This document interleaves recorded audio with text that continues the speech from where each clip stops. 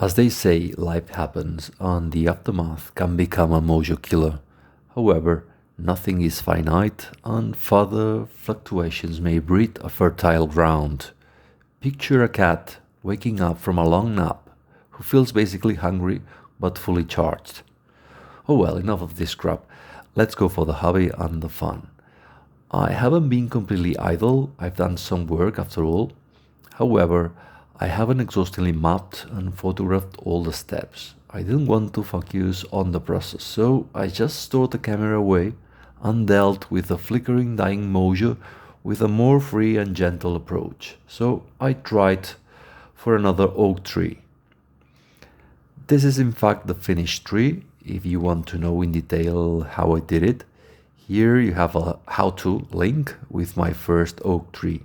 This time I needed to be free of documenting the process. The structure is a metal wire core covered with dust white clay. I let it dry and then I work with files, polishing the trunk and branch surfaces. The painting approach was similar to that of painting a 135 Panzer. No big secrets there. The leaf by leaf gluing process is quite crazy, but as the song says, it gives me a sense of enormous well-being, and then I'm happy for the rest of the day. These leaves, as explained in the tutorial, were punched with a green stuff device.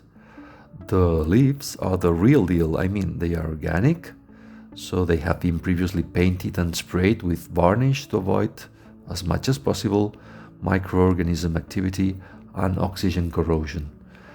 Though that's almost impossible. This is planet Earth after all, and universal physical entropy will take eventual care of this little creation. The base is covered with different kinds of moss and fake plants that I got from Make and other sources. I forgot to mention that the organic branches are called sea foam, and you can find them in specialized scale model shops or webs. This time I wanted to make something unrelated to a diorama, and I got a round base and a crystal dome to make a standalone tree that you can use as decoration if you want. If you think of it, making this kind of tree is crazy, and I did it just for the sake of it. Some people asked me in the past whether I could sell and market these trees, but that would be even crazier, since production would be too limited, prices impossibly high, and transport would be the end of it. You would pay for an oak tree and you'd get a dying lettuce inside a box, which would have been dragged, rattled, and mangled by a herd of buffaloes. So, nothing against shipping companies, but you can ruin this kind of tree with a hearty fart or a moderate sneeze. Well, that's all for now. I hope more things will be coming up soon.